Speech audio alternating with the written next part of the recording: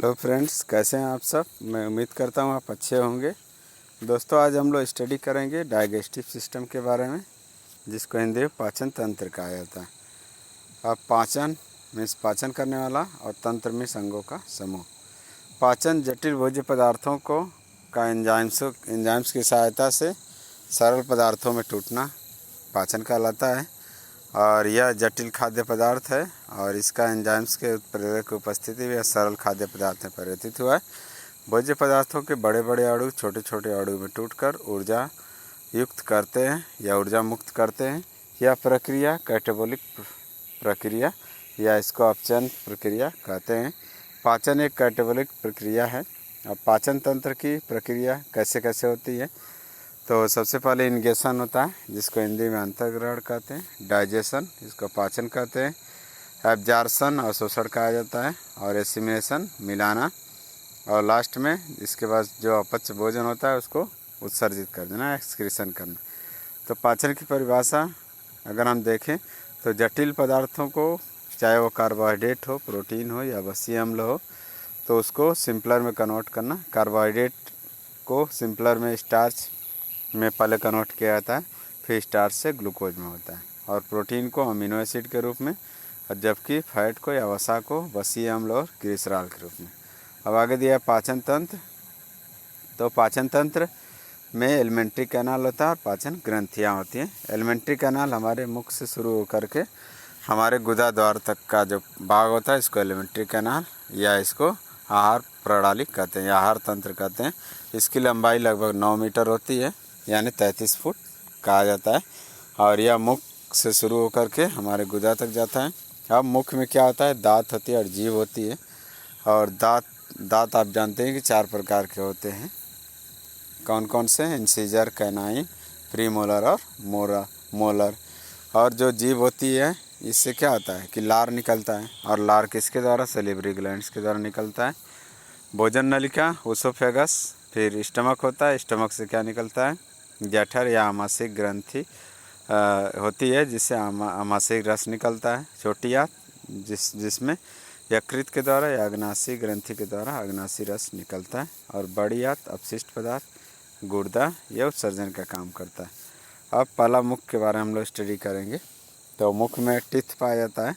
यह दांत क्या करता है कि दांत हम लोगों के जो है भोजन को क्रश करने में, तोड़ने में, छोटे छोटे टुकड़े करने में, या उसके जो बड़े पार्टिकल्स होते हैं उसको छोटा करने में हेल्प करता है। अब दांत के क्या क्या पार्ट्स होते हैं? सबसे ऊपर का जो होता है, जो हार्डेस्ट कवरिंग होता है, उसको इनेमल कहा जाता है। और उसके नीचे रूट कैनाल होता है। और रूट कैनाल के नीचे जो है गम्स होते हैं। और यह गम्स क्या करते हैं कि मसल्स के थ्रू ये हमारे टीथ को पकड़ते हैं, यानी उसको कनेक्ट करवाते हैं। तो ये हो गया। अब टीथ तो 2 प्रकार के, टेम्पोररी टीथ और परमानेंट टीथ। टेम्पोररी टीथ जो होते हैं, जिसको दूध के दांत कहा जाता है। और परमानेंट टीथ जो दूध के दांत टूटने के बाद निकलते हैं। तो टेम्पोररी टीथ जो होते हैं वो 20 की संख्या में होते हैं, जबकि परमानेंट टीथ जो होते हैं वो 32 की संख्या में होते हैं। अस्थायी 20 दांत हमारे मुख में 2 बार उगते हैं, जबकि 12 दांत हमारे मुख में केवल 1 बार ही उगते हैं। 2 बार दांत आने की प्रक्रिया को द्विबारदंती कहते हैं। अब मानव दंत के गुण क्या होते हैं कि यह डाईफैरिंजियल होता है, यानी द्विबारदंती होता है, लगातार 2 बार दांत का आना। और थिकोडॉन्ट होता है, यानी यह गर्त दंती होता है, यानी दांतों का आधार जो होता है वह जबड़ों के सॉकेट में दसा होता है। और हेट्रोडॉन्ट होता है, जिसको विषम दंती कहते हैं। इसमें दांतों का जो अलग आकार होता है और गुण होना पाया जाता है। और अगला है बोनोडॉन्ट्स, जिसको पैनायन या उसको नुकीला कहा जाता है, जिसको दांतों का नुकीला माना जाता है। अब दांतों के प्रकार तो 4 हो गए, इंसीजर, कैनाइन, प्रीमोलर और मोलर। इंसीजर की संख्या 8 होती है, कैनाइन की संख्या 4 होती है, प्रीमोलर की संख्या 8 होती है और मोलर की संख्या 12 होती है। देखिए अलग अलग कलर में दिखाया गया है। यहाँ पर जो ब्लू कलर है, यह ब्लू कलर पहला जो है वो क्या है, ये आपका जो है चौड़क है, मोलर है। उसके बाद जो प्री मोलर है, फिर उसके बाद जो है कैनाइन है, और सबसे सामने क्या है, इंसीजर है। तो ये 4 प्रकार के दांत होते हैं। अब बच्चों के दांत में यह केवल 20 ही होते हैं। तो 20 में कृंतक 4, 8, रदनक 4 और उसमें अग्र चौड़क नहीं पाए जाते हैं, चौड़क 8 होते हैं।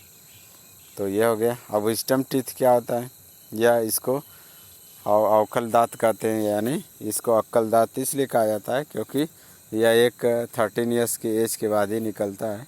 ये दांत अवशेषी अंग का हिस्सा होते हैं। ये दांतें चौड़क दांतों का हिस्सा होते हैं तथा इनकी संख्या 4 होती है। ये दांत वयस्क उम्र में निकलते हैं। अब दांतों का कार्य क्या होता है, कृंतक भोजन को काटना, रदनक भोजन को फाड़ना, अग्र चौड़क भोजन को चबाना और चौड़क चबाना और मिलाना।